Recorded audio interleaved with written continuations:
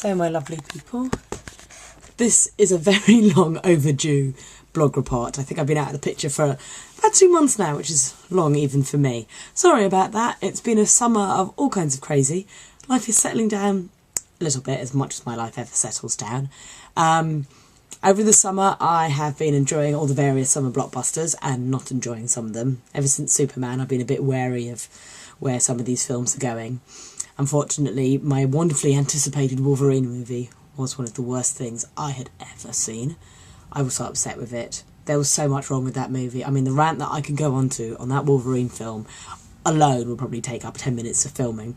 But needless to say, I own a lot of Wolverine stuff. I can see there down on the shelf. Look at this. Oh, lovely issues of Wolverine Origin. Like, I know Wolverine's story a lot. I've just disappeared off camera and I do apologise. I'm back. Harada was not Japanese Hawkeye. He was the Silver Samurai. I don't understand why the love triangle was just so insipid and uninspiring. It was really boring. Like, Wolverine didn't do hardly any fighting in it whatsoever. I'm like, come on, fight something. If Wolverine was in a town of 100 ninjas, he wouldn't just randomly wander up the road. He would go into the house and stab them through the top of things or run across roofs and surprise them. He's stealthy, he's ninja, he's Wolverine. Even without his powers, which is one of the most boring plot developments that they can use. Like, he still would have kind of fought for more. Oh my goodness, the film was just full of so much exposition, and yeah, I was quite bored during a vast amount of it, and then the other half of it I was kind of going, no, that's wrong. No, that's wrong.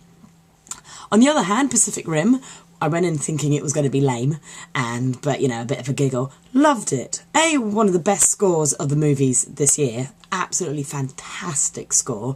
B, it did exactly what it said on the tin. It was giant robots fighting giant monsters, and they knew enough to homage like different genres. It wasn't America saves the world, it was the world saves the world. There was, especially since half the American actors were played by Australians and British, but apart from that, the actual mechs had German names. The kaiju, which is the Japanese word for monster, had Burn Gorman in it. Yay, I love Burn Gorman. Unfortunately, they did the American thing of comedy slapstick duo, and I'm like, no, Burn Gorman's much better than that. Don't just reduce him and the other scientists to like geeky sideshow slapstick. It's not quite my thing, but apart from that, absolutely loved it. Kenshin movie came out in the cinemas. Yay! Japanese live action adaptation of the Ronin Kenshin manga on the big screens in London. That was good. Really glad about that. What else have I seen? Pain and Gain. Oh my god, I didn't expect that to be one of the best films I've seen this year. Pain and Gain is amazing, especially The Rock. I spent half the film going, oh, you poor little slightly slow man, I want to give you a hug. Oh, you are one of the most terrifying people I've ever seen, and please never come near me. I love The Rock. I do have a slight soft spots for him. My boyfriend's a big WWE person, so I watched a bit of the Cena Rock end fight, and I was a bit like, no, don't beat The Rock. He's The Rock. I don't care if he's got an acting career. He's still The Rock. I don't want this John Cena dude who I think looks like, inbred. He's just not an attractive man and not very interesting, very boring, run-of-the-mill type of person. But that's about all I really know about wrestling, apart from the fact that there's someone, CM Punk, who looks like Wolverine at the moment, and I'm enjoying that. So every time I float in and out of an episode of wrestling, I kind of go, ooh, it's the guy who looks like Wolverine. I like him. But yeah, anyway, watching shed loads of anime, because I'm always watching shed loads of anime. Mirai Nikki, which is Future Diary, amazing series. I highly recommend it. Finally, everyone's talking about it, Attack on Titan. If you watch one anime this year, make it Attack on Titan. It is phenomenal. It is harsh, it is violent, it is strong, it is wonderful. It does send up more questions than answers, and I'm still sitting there kind of going, I need to know more. You didn't do everything, but it's really good. It does have a lull in the middle when everything kind of seems to end on and next week, and you're like, just kind of get to the point. Don't spend 3 episodes discussing how you're going to pick up the giant boulder and stop the Titans coming in and eating everybody. Just do it. And then when they do it, you're like, oh my god, holy cow, holy shit. These people are all screwed, and the death toll in that anime is huge. I'm now watching some fluffy stuff, because I feel like between like Mirai Nikki and Attack on Titan and Donpanrango, I've watched a lot of series where pretty much every episode 1 or 2 character dies. So now I'm watching like nice fluffy things, like I'm watching Boku no to Kimi, or Boku no Kimi, Boku to Kimi, Kimi to Boko. I don't know. It's 5 boys in high school having conversations and generally being nice. It's quite fluffy compared to my usual death and violence and action and near-apocalyptic dystopias and ultra-violence. Oh yeah, I also watched Gaidai Zero, which started off not seeming to relate at all to the rest of the plot, then seemed like, nice little friendship. No, everybody's getting killed, everybody dies. This is really depressing. I kind of knew it would be because it was recommended. If you like Mirai Nikki, you would like this because it's teenagers and death and neo-apocalyptic dystopia. So I'm now going for some fluff because I feel like I've watched a lot of angry television. I discovered a new reality TV show called Paranormal Witness. Oh my god, some of the episodes I have been freaking out worse than The Conjuring. Everyone raved about The Conjuring and I was so excited to go see it. I didn't find it that scary. I thought it was a good film. It was well made. It was definitely better than Mama, but Mama had some more interesting kind of ideas and was, I don't know, turned out to be a nice film rather than a horror film. The Conjuring, again, had the happy ending, and I'm so bored of the happy ending. It's like, it's a horror film, make us still scared by the end of it. And some of the jumps were in the trailer. There was only one time I jumped in the cinema, and I do like the whole clap game thing, and that's quite cool. I now play that down corridors in hotels sometimes.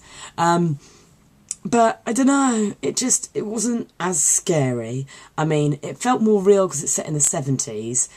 But again, it kind of got nice. And for this film that's meant to be the horror event of the year, I'm like, you know what? 45 minutes, Paranormal Witness, true stories, you know, half documentary and half, like, people just sitting there retelling their accounts. Some of the episodes are the most scariest things ever. There's one about, like, a demonic possessions and, like, creepy, like, Ouija boards. No one should play with Ouija boards. That's just asking for creepy crap to come into your house and haunt the shit out of you. And like weird demons that leave footprints and banging on the ceiling and scrawl things into walls and drag people across floors. I'm like, no, I'm freaking out. Second series is not quite as scary as the first series, but there are some elements that are truly horrible. But you know what? Yeah, don't watch the latest horror films in the cinema.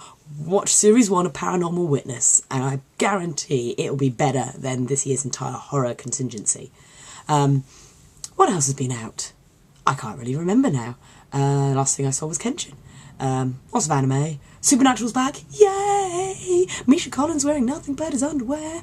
That was a beautiful moment. The My Destiel is back, and the first episode was just full of sadness and violence and, you know, redemption and loyalty and all the good things you expect from Supernatural, including, obviously, angels and demons. So I'm very much looking forward to Series 9. Castle's back. It's progressing beautifully. Love that show. Hawaii Five-0 is back. God, did it come back with a wallop. Literally, like, whoa, action-packed first episode of crazy. Glee's back, and yes, I watched episode 3, The Quarterback, and cried like a little baby. In fact, I pretty much spent the whole hour crying. I'm like, oh my goodness, Finn! Oh my goodness, Corey! Everybody's crying in it. I'm crying. It was quite touching. As of the new shows, well, you must watch Sleepy Hollow. I love it. It's kind of funny and sassy, creepy element. It's very much like Supernatural. Unlike Grimm, which is awful, Sleepy Hollow's got it right. It's the nice mix of good supernatural storytelling and atmosphere, kind of cheesy but knows it, but kind of actually realistic. When people see things like a headless horseman running around town, the police officers recant their statements because they're like, no one's going to believe us. That would be crazy. You know, we've got careers to think about. And the guy who plays Ichabod Crane is good. And I like the woman. And this is very rare for me because I never like the women in things because they're normally whiny and annoying. But, you know, she gives good sass. And she's not like, oh, I believe you because you're handsome and wear a military coat. She's all like, you're mental, but you know what? Something's going wrong here and I've got to try and work it out. So Sleepy Hollow's good. The Blacklist with James Spader. Wow. That's another new intense thing. I mean, he's obviously like, was number 3 on the most wanted list or something, and he's like a criminal, and then he walks into the FBI and he offers to help give information about other top criminals and help take them down, but he'll only do it if he talks to this one FBI agent, and nobody knows what the connection between him and this young first day on the job FBI agent is. There's obviously there's more to a backstory that you don't know yet. And James Spader is just fantastic. He's just got so much presence and it's a good show. It doesn't hold back, which is what I quite like.